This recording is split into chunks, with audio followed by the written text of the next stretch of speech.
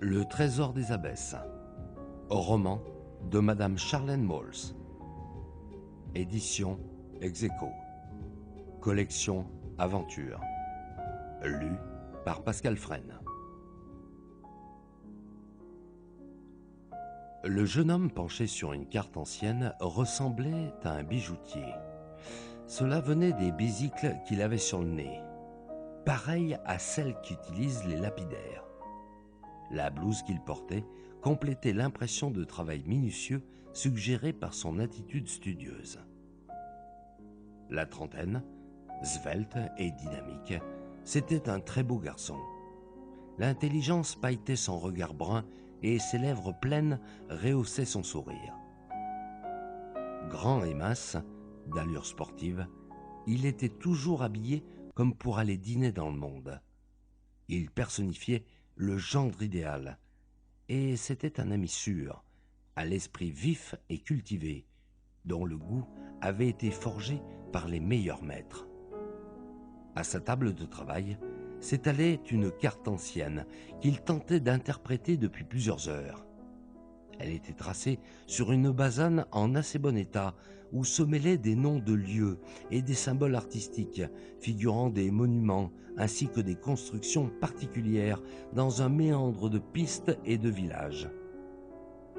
Ce qui le motivait n'était pas de traduire les paragraphes en vieil araméen qui occupaient les marges de la carte, mais d'identifier avec certitude la zone qu'elle représentait.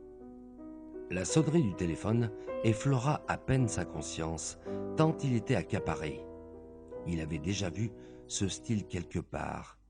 Mais où? Sa mémoire encyclopédique commença à faire défiler les images sous ses paupières fermées. Et l'on cogna à la porte de son bureau. Grognard, son employé de maison, lui annonçait un appel téléphonique très urgent de Monsieur de Saint-Just. Tant pis, il résoudrait l'énigme de cette carte plus tard. « Alors, oncle Saint-Just, cette urgence, c'est quoi ?»« Mon petit Virgile, bonjour.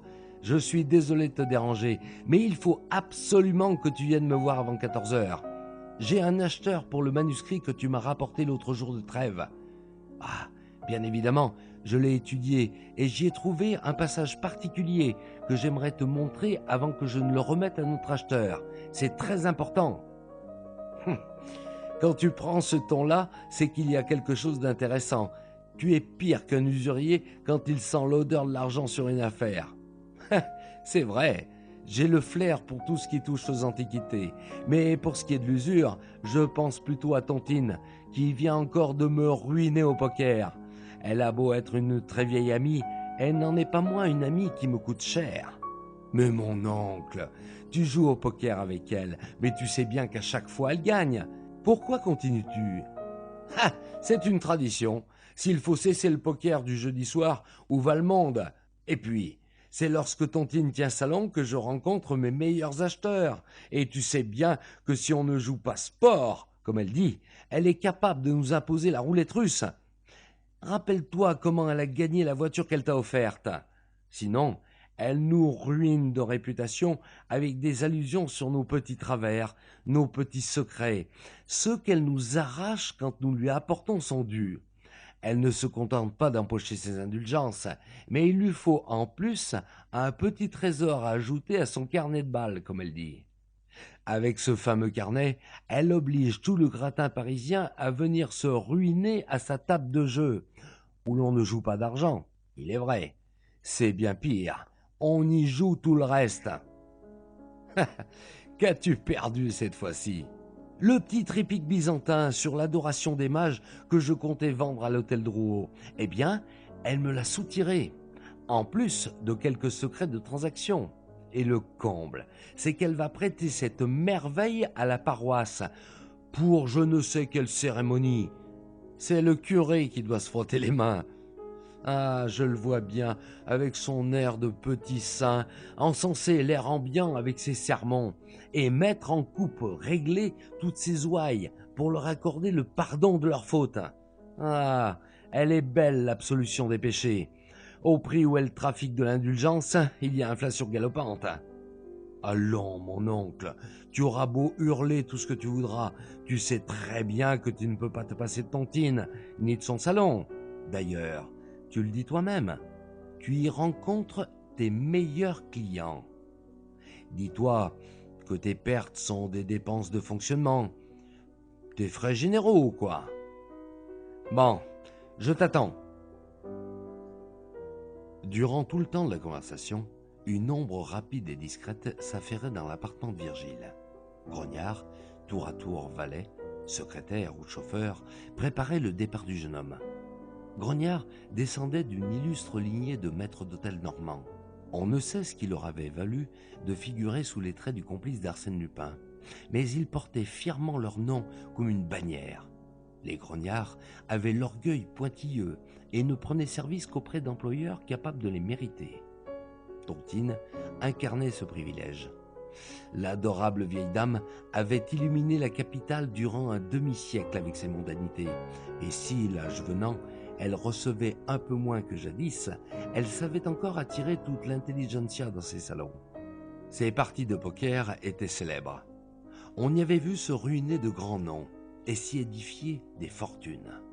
Entre ses mains, on avait vu passer bijoux, actes de donation, titres boursiers et secrets industriels ou politiques. Règle d'or, on ne jouait pas d'argent à sa table, on n'y jouait que du patrimoine. Cette règle remontait à l'occupation allemande. Tontine tenait salon dans le magnifique appartement de la rue Vivienne, qui lui venait de ses parents, industriels belges décédés dans un accident d'aéroplane. Depuis quelques années, elle avait appris à jouer au poker et elle voyait chaque semaine à sa table de jeu ce que la capitale comptait de plus en vue en matière d'hommes à marier. Le salon des miniatures de la rue Vivienne était l'endroit où il fallait absolument être invité. Lors de l'occupation allemande, l'immeuble de la rue Vivienne fut réquisitionné. Cela n'avait rien d'étonnant. Mais Tontine n'était pas du genre à se laisser faire, et certainement pas à abandonner le salon des miniatures qui devait son nom à une admirable collection de portraits émaillés, de scénettes et d'enluminures. Ces trésors étaient arrangés dans des vitrines spécialement conçues qui occupaient la totalité du grand mur. Pas question de quitter ce lieu, ni la collection de miniatures qui lui venait de sa mère. Edmonde s'en fut à la commandanture, avec l'ordre de réquisition à la main. Elle se fit recevoir par le colonel en charge du sacrilège, et les négociations durèrent tout l'après-midi. L'appartement ne fut pas réquisitionné, et le salon des miniatures resta le théâtre des fortunes, plus ou moins bonnes, de la société parisienne. Seul changement, on y voyait très régulièrement des messieurs en uniforme allemand qui ne rêvaient plus que de ces quelques mètres carrés où régnait la Marlène de Paris. Ce ne fut qu'à la Libération que l'on sut le fin mot de l'histoire. Tontine avait proposé au colonel de jouer l'affaire au poker, puisque cela n'était pas très sportif de mettre une femme à la rue, de la part du champion olympique qu'avait été von Krunger aux Jeux de 1936. L'orgueil piqué au vif, l'officier accepta la mise et perdit au jeu. Il protégea Tontine durant toute l'occupation. Au cours de ces années, elle ne chôma pas. Elle réussit avec sa table de jeu à gagner quantité d'œuvres d'art qui devaient partir vers Berlin. Et elle les remit par la suite au Monument de France. Elle ne garda que les pièces qui avaient pour elle une valeur sentimentale, celles qui avaient une histoire se mêlant intimement à sa vie. Elle garda toujours la même règle pour les enchères du jeu. Pas d'argent, que des œuvres d'art, des bijoux, des titres, des renseignements et des secrets. Grâce au salon des miniatures, Tontine mena toujours un grand train de vie.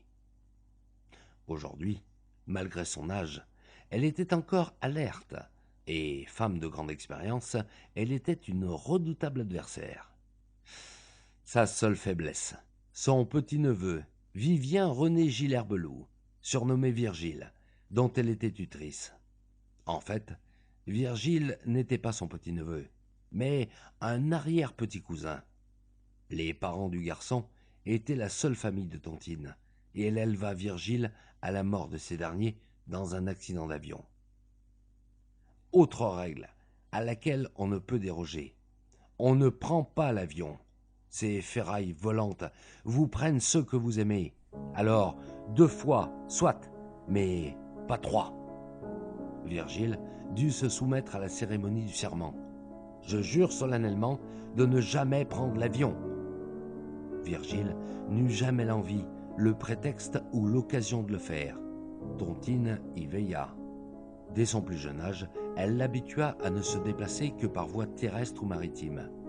Grognard père fut chargé du petit garçon.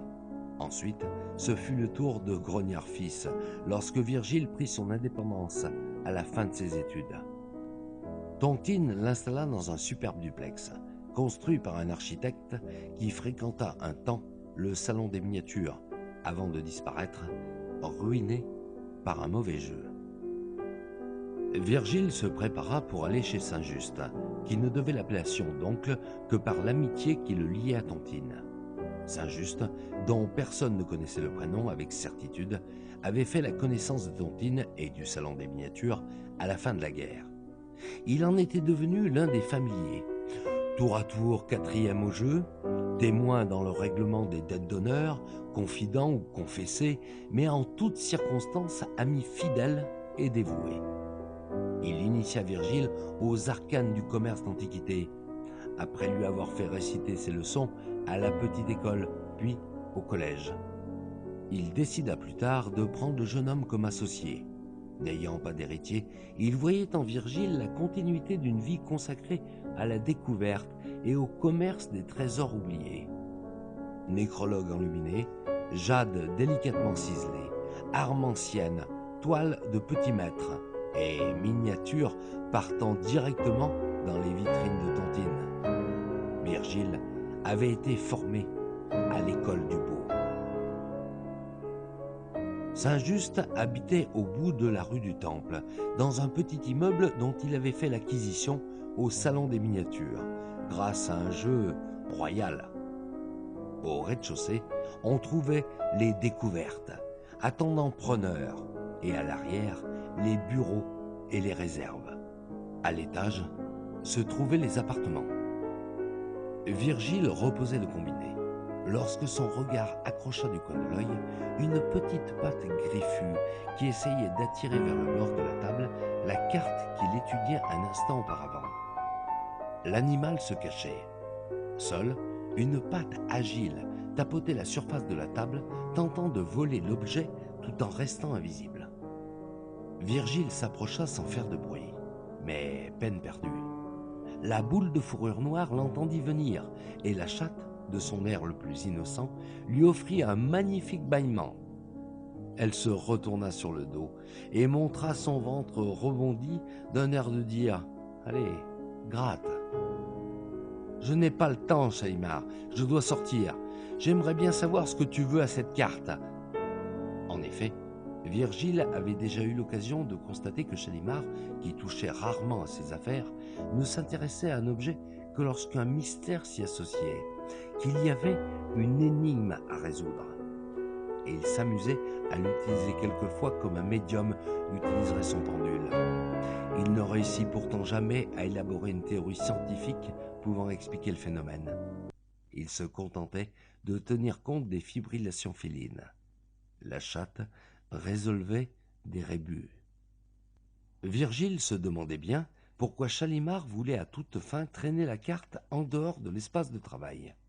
D'habitude, elle respectait la règle de ne toucher à rien, pas même du bout de l'anglette. Était-ce à cause de l'odeur particulière de l'objet? Une chose étonnait Virgile dans cette carte. Ce n'était qu'une copie, mais c'était aussi une véritable œuvre, à laquelle on avait apporté un soin extrême. Cela avait attisé la curiosité de Virgile lorsqu'il l'avait acquise. Pourquoi avoir apporté tant de soin dans un travail de copiste, à une époque où seuls les meilleurs scriptoriums fournissaient une telle réalisation? Pourquoi? Quel événement relatait donc ce vieux parchemin?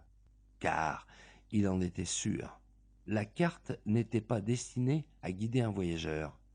mais à conserver le souvenir d'un voyage.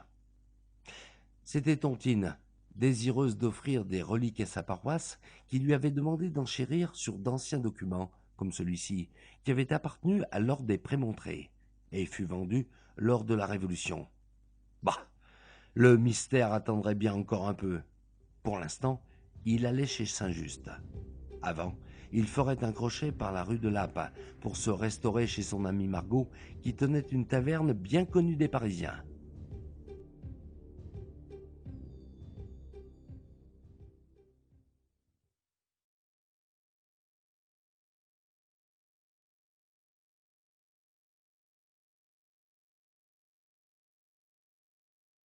Je ne peux rien faire ce soir. Je n'ai pas le matériel nécessaire. Il faut que je consulte un de mes collègues de géographie. Ils ont un programme informatique capable de nous dire quels sont les lieux en question. Il suffit de numériser ta carte et le logiciel va la comparer avec des millions d'autres dans ses mémoires.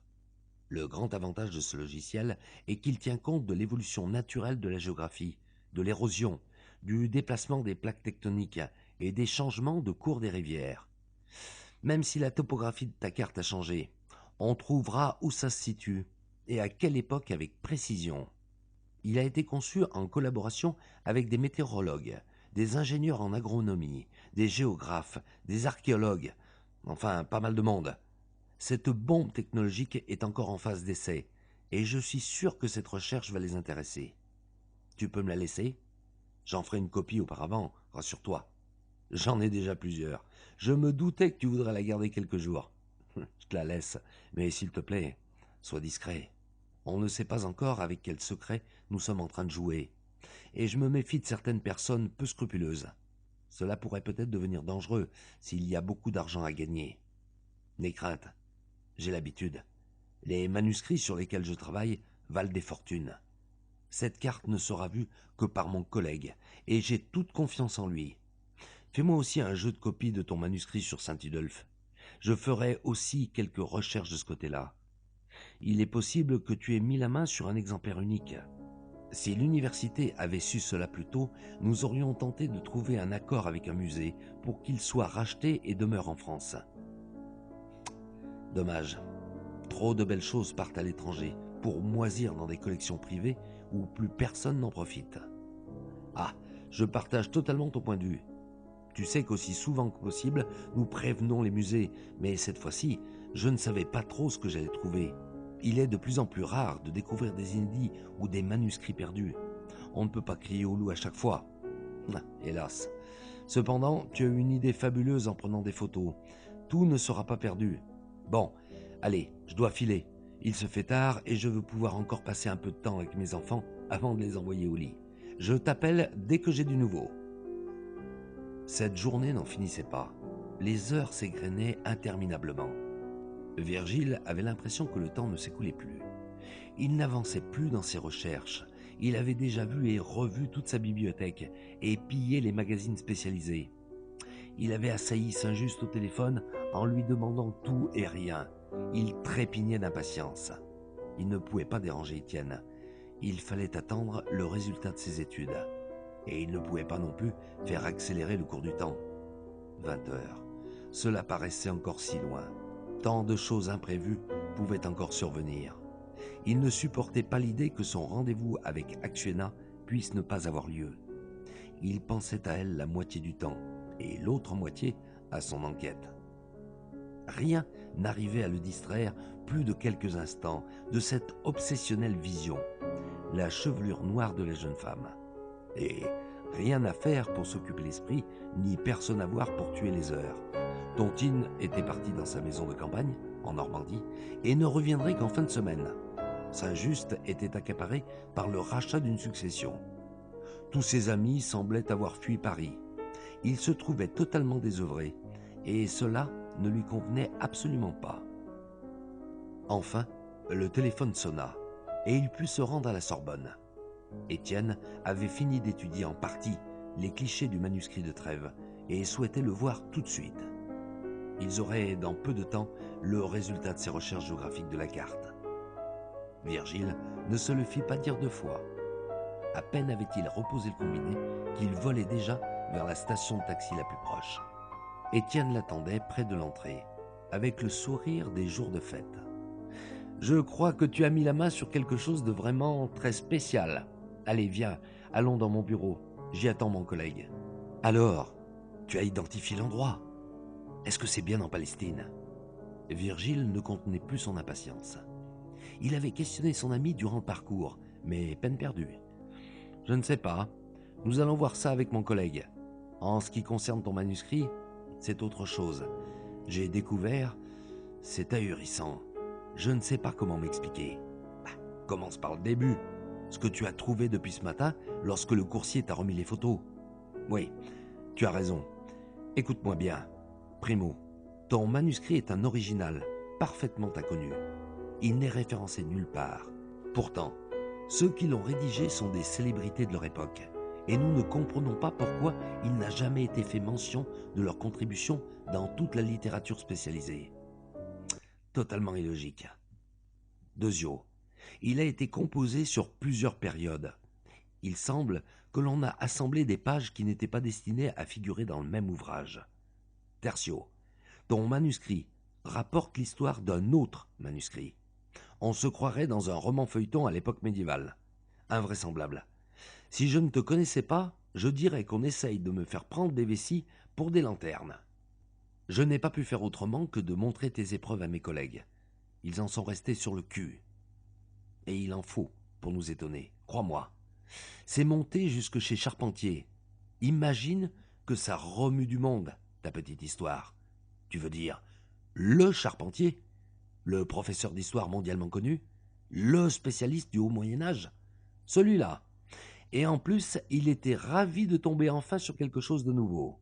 Il n'avait pas vu cela depuis bientôt 30 ans. C'est une sacrée affaire. Donc, tu comprends que j'ai dû expliquer les tenants et aboutissants. Mais ne t'inquiète pas. Esprit de corps oblige, rien ne transpirera en dehors de l'équipe. Pour commencer, peux-tu m'expliquer ce qui vous met dans un tel émoi? Tu ne comprends donc pas? Ton manuscrit, en plus d'être inconnu de toutes les bibliothèques, ce qui lui donne déjà une valeur commerciale que je n'essaie même pas d'évaluer, a été rédigé par les plus grands ecclésiastiques de tous les temps, depuis Macaire, le premier évêque de Jérusalem, jusqu'à Pie XII. C'est totalement incroyable. C'est une page inconnue de l'histoire de la chrétienté que tu tiens dans ta main. Pourtant, je n'ai rien vu d'aussi important lorsque je l'ai étudié la première fois. Ça ne m'étonne pas. C'était fait pour. Mais certaines pages nous ont mis la puce à l'oreille. Quand j'ai reçu tes épreuves, je les ai données à l'un de mes étudiants. Il ne s'en sortait pas. Il me disait que tout cela n'avait ni queue ni tête. Les événements ne s'enchaînaient pas logiquement. Il y avait des non-sens.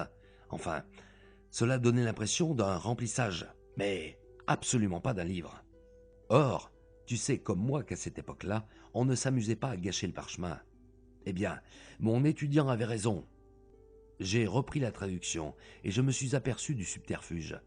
Tu n'as pas eu l'impression que ce manuscrit était sale, mal soigné, enfin, qu'il avait une mauvaise allure? Si, un peu. Je me suis dit qu'il avait été réalisé par des gens qui réutilisaient des parchemins mal grattés.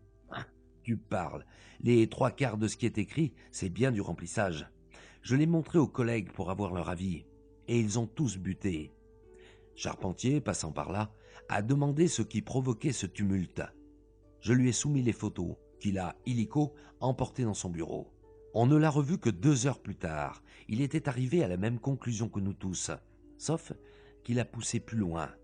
Il a utilisé un projecteur à très fort grossissement, avec des lentilles de différentes couleurs, et a trouvé le texte derrière le texte. Ton manuscrit est une supercherie. Pas dans le sens où c'est un faux, bien au contraire. On s'est donné un mal fou à cacher ce qui est écrit derrière des textes sans importance. Au premier abord, ce livre n'attire pas l'attention. Seule une étude un peu plus poussée permet d'en comprendre toute l'importance. Nous n'avons pas fini de l'étudier. Nous avons déjà appris un certain nombre de choses fort troublantes. La technique reste étonnante en cela qu'elle est différente de toutes celles qui furent utilisées à la même époque. Pour lire le parchemin, il faut une loupe à très fort grossissement qui te permet de voir ce qui souligne la prose apparente, un peu comme si un élève pas très soigneux avait mal gommé son surlignage. C'est réellement prodigieux. Nous n'avons pas fini de déchiffrer toutes les pages, et d'ailleurs, elles ne sont pas toutes truquées. Ce dont nous sommes sûrs, c'est que ce livre raconte l'histoire d'un manuscrit évoquant un trésor. Ah, mais ça alors, ma carte parle aussi d'un trésor. Eh oui, nous sommes sur la piste de quelque chose. Charpentier est furieux. Pense donc, l'original nous a échappé. Il veut absolument te voir. Il veut racheter le manuscrit. Ah, je ne crois pas qu'il y parvienne. Il faudra se contenter des photos. On peut peut-être trouver l'autre manuscrit dont il est question, ou le trésor dont parle la carte. Je pense que c'est la même chose, car ce que tu ne sais pas, c'est que l'un des auteurs d'un passage du manuscrit est aussi le copiste de la carte.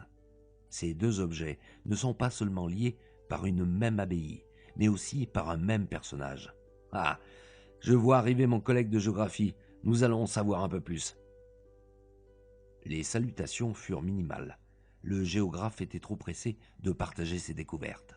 C'est un exercice très amusant que nous avons eu là. Voici ce que nous avons trouvé. Du point de vue géographique, cette carte représente la Palestine à l'époque romaine. Du point de vue historique, nous avons réussi à dater le premier dessin aux alentours de l'an 1 du calendrier chrétien. Je dis le premier dessin, car il y en a deux. Tous deux bien distincts. Un premier qui évoque des déplacements dans toute la Palestine et la Judée, et qui comporte des symboles pour chacun de ces déplacements. Puis un second tracé, que nous datons aux environs de l'an 320-330, qui part de Jérusalem jusqu'à Bethléem, puis retourne dans l'autre sens jusqu'à Nazareth, et revient à son point de départ, avec, lui aussi, ses propres symboles. Cette carte nous permet de confirmer des hypothèses sur le tracé des routes, les lieux d'étape et les centres de commerce de cette période. Nous n'en avons pas encore fini l'étude, mais nous avons déjà beaucoup d'éléments. Je ferai une communication à tout le département d'histoire ce soir à 18h. Et... Ah non, non, ce n'est pas possible, s'exclama Virgile. Ce soir, j'ai pris un engagement extrêmement important, que je ne peux absolument pas remettre. Ne vous inquiétez pas, reprit le géographe, nullement troublé par l'air catastrophé du jeune homme. Je vous en donnerai l'essentiel vers 17h. L'horaire de conférence que je viens d'indiquer ne concerne que les collègues du département.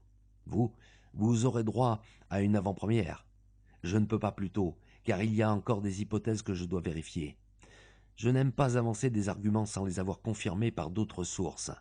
Croyez-moi, les ordinateurs et les cervelles tournent à plein régime. Je vous revois en fin d'après-midi. Étienne vous guidera jusqu'à mon bureau. Allez, je vous quitte, car j'ai énormément de travail. Tu vois, dit Étienne, les choses prennent bonne tournure. Nous allons apprendre plein de choses sur une période mal connue. Et surtout, tes documents vont nous permettre de vérifier certains faits historiques majeurs. Je suis content. Mon intuition ne m'avait pas trompé. Il y a bien un rapport étroit entre cette carte et le manuscrit. En effet, ces objets sont liés. Le copiste qui a dessiné cette carte au XIe siècle est aussi celui qui a écrit une partie du manuscrit. Je suis formel. Vois-tu, nous sommes capables aujourd'hui de transposer les techniques de la graphologie vers la paléographie. Non pour analyser la personnalité des copistes, mais pour les identifier avec certitude lorsque leur sigle personnel ne figure pas sur l'ouvrage, ou lorsque le temps l'a effacé. Qui est donc ce mystérieux personnage ? Un certain Michel, moine au scriptorium de l'abbaye de Moyenmoutier. Il serait resté totalement inconnu s'il n'avait fait partie de la suite du pape Léon IX. Il a été mêlé de près à l'excommunication de Michel Cérulaire, ce qui a conduit au schisme en 1054. Et de quoi parle donc ce manuscrit ? Pour le peu que j'ai étudié, ce ne sont que les récits du quotidien d'une abbaye. Et tu me dis qu'il y a un autre récit derrière celui-là ? Oui. Et vois-tu, c'est cela qui est époustouflant. Toute la partie cachée parle de l'existence d'un livre secret, bien plus précieux que tous les autres. Ce livre a aidé les papes à construire l'Église romaine telle que nous la connaissons aujourd'hui. S'il existe vraiment, s'il existe encore, il est d'une valeur incalculable. Pourtant, personne n'en a jamais entendu parler. C'est un secret qui a été jalousement gardé, si toutefois ce n'est pas une supercherie, comme il y en a tant eu dans l'histoire. Mais je ne le pense pas. On n'aurait pas cherché à dissimuler un faux. L'Église se serait contentée de le dénoncer ou de le faire détruire. Je suis dans la même situation que mon collègue. Il me faut encore quelques heures pour t'en dire plus. Les copies que tu m'as remises sont en cours d'analyse. Nos programmes d'identification vont rechercher les différents auteurs, ce qui nous permettra de dater avec exactitude chacune des parties du manuscrit. Et alors seulement, les chercheurs pourront étudier les textes et les comparer avec ceux que nous connaissons. C'est fabuleux. Tu n'imagines pas le cadeau que tu viens de me faire. Tu m'envoies ravi, bien que je m'inquiète un peu. J'ai l'impression que c'est devenu le secret de Polichinelle. Mais non, ne crois pas cela. Nous autres chercheurs, nous nous emballons lorsque nous mettons la main sur des pièces d'une telle valeur. C'est bien naturel. N'oublie pas que nous sommes en concurrence les uns avec les autres. Non, rassure-toi, rien ne transpirera en dehors de l'équipe de Charpentier. Nous avons trop d'intérêt en jeu pour ébruiter l'affaire. Reviens me voir un peu avant 17h et je te ferai le point sur nos premiers résultats. En sortant de la Sorbonne, Virgile se demandait comment occuper ce qui lui restait de temps jusqu'à sa prochaine rencontre avec l'équipe du professeur Charpentier. Les révélations d'Étienne le laissaient indécis. Comment faire avancer son enquête ? Il se rendait compte que sa culture historique ne suffisait pas. S'il connaissait bien les antiquités, les reliques ne lui étaient pas familières. Il avait fréquenté le catéchisme lorsqu'il était enfant. Tontine jugeait que cela faisait partie d'une éducation occidentale. Mais il n'avait pas de réelle formation concernant la religion. Il faudrait trouver de l'aide. Tout naturellement, il pensa au curé, dont Tontine faisait grand cas. Il lui rendrait visite, car l'ecclésiastique connaissait tout le monde à l'évêché. Il pourrait lui indiquer quelqu'un pour le guider. L'église Saint-Roch n'était pas loin de chez Tontine. La vieille dame fréquentait régulièrement ce sanctuaire, dont elle appréciait particulièrement les grandes orgues. Les peintures qui ornaient les chapelles en faisaient un but de visite touristique, mais c'était l'architecture qui émouvait Tontine. De grands bâtisseurs, comme Ardouin-Mansart, en avaient fait l'une des plus grandes et des plus belles églises de Paris. Le père Gratien était le plus connu de ses curés. Homme affable et souriant, il faisait le succès de son église par la qualité de ses sermons. Loin des apostrophes vengeresses sur les péchés de ses ouailles, il préférait user de sa grande compréhension des faiblesses humaines et leur rappeler sans cesse que l'on peut se bonifier. Le père Gratien était non seulement reconnu pour sa piété et sa sollicitude, mais aussi pour avoir aidé beaucoup de résistants lors de la guerre. Ce fut à cette époque qu'il fit la connaissance de Tontine.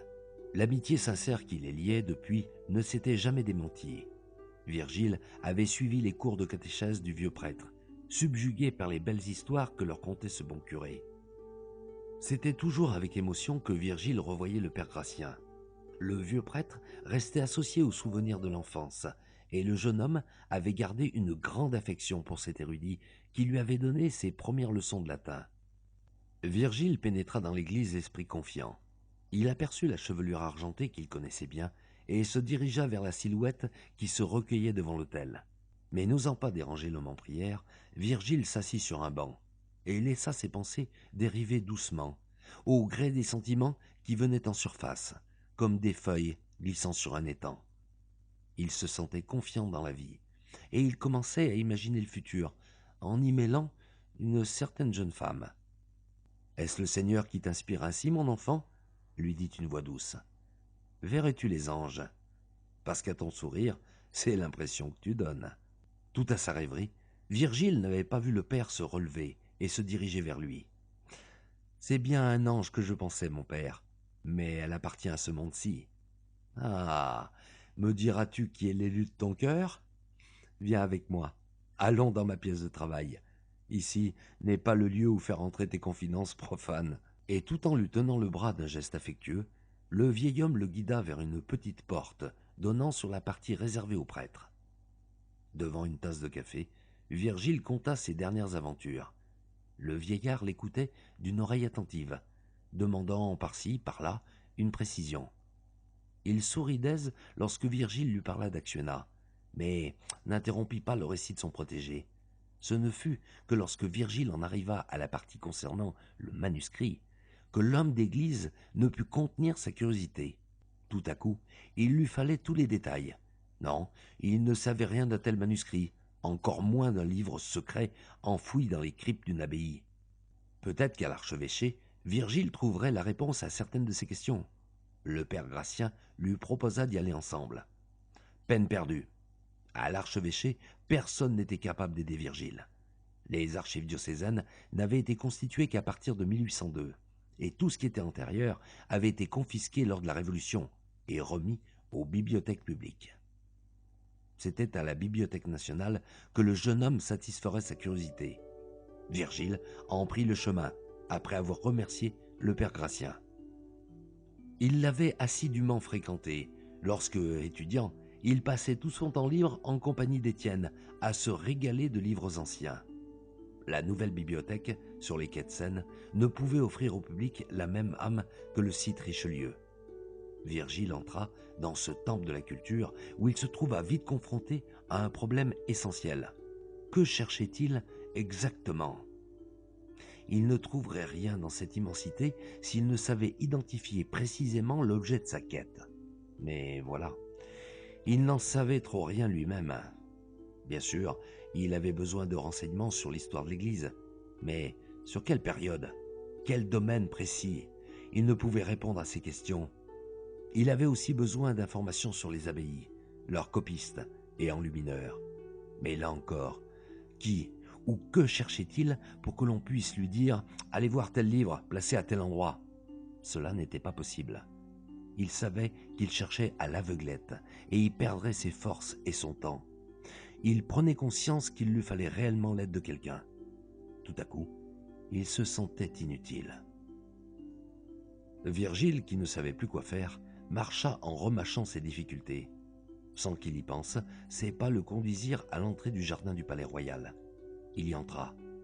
S'asseoir sur un banc et prendre le temps de réfléchir lui paraissait la meilleure chose à faire pour l'instant. L'un de ses professeurs au lycée lui avait dit « Quand tu ne peux répondre à une question, vide ton esprit, pense à autre chose. À force de te focaliser dessus, tu ne fais qu'engendrer du stress. Reprends ton calme, décontracte-toi, puis remets-toi au travail. » C'est exactement ce qu'il fit, mais cela ne l'avançait pas. Sur le banc voisin, un loupard le regardait. L'homme avait la cinquantaine et avec ses jeans délavés, ses cheveux longs couleur poivre et sel, ses boots, ses bagues à tous les doigts et des pins accrochés partout sur son blouson de cuir noir, il avait une allure plus que louche. « Hé, compère !» l'apostropha l'homme. « Pourquoi n'es-tu pas d'humeur joviale au sein de cette flore et sous ce beau soleil ? C'est péché que de faire grise mine. » Virgile fit comme s'il n'avait rien entendu. N'obtenant pas de réponse, l'homme vint s'asseoir à côté de lui. « Mauvais chrétien, va ! Jetterais-tu ton pied dans les côtes d'un pauvre chien venant te lécher la main ?» Virgile, interloqué, croisa le regard de l'homme. Ses yeux gris pétillaient de malice, et allait donc savoir pourquoi ce regard-là faisait totalement oublier l'accoutrement du personnage. « Même s'il fait beau, ça n'enlève rien à mes problèmes, » répondit le jeune homme. « Quel problème peux-tu donc avoir, toi ?» s'enquit l'autre. « Mais je remarque que tu m'avais bien entendu à l'instant, et tu as fait le sourd. Ce n'est pas très joli. Pourquoi refuses-tu la main tendue ? L'amitié, même passagère, réjouit le cœur du vagabond, autant que celui du nanti, tu ne le sais pas ?» Le phrasé de l'homme l'étonnait. On y percevait une richesse de vocabulaire qui démentait son style vestimentaire. La chaleur de son regard laissait croire que l'homme était un illuminé ou un drogué, mais son sourire était une invitation à faire la paix avec l'existence. Il avait un curieux don assez troublant pour désarmer ainsi la méfiance et attirer la sympathie.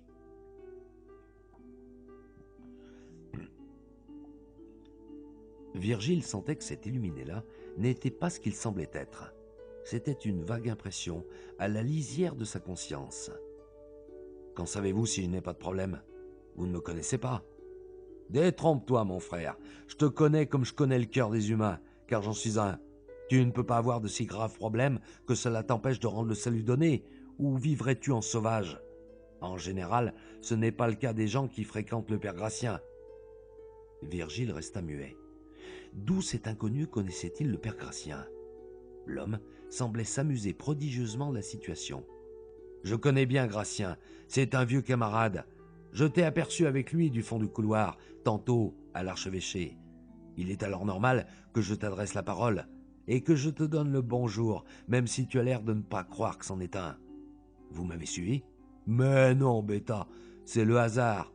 Enfin toi, tu dirais que c'est le hasard. Moi, Je préfère parler de providence. J'ai donné rendez-vous ici à Mézouaille que tu vois près du jet d'eau, là-bas. Ce sont mes pensionnaires que j'ai emmenés faire une balade à la capitale, parce qu'ils l'avaient bien mérité. C'est leur récompense pour avoir bien travaillé. » Virgile jeta un œil aux pensionnaires en question et s'aperçut que c'était une bande de jeunes à mauvaise allure. « Ah, vous êtes éducateur ? » ?»« En quelque sorte. Je suis surtout curé. Je me présente, abbé Gassler, pour te servir, compère, si tu veux bien de ma main tendue. » Virgile était interloqué.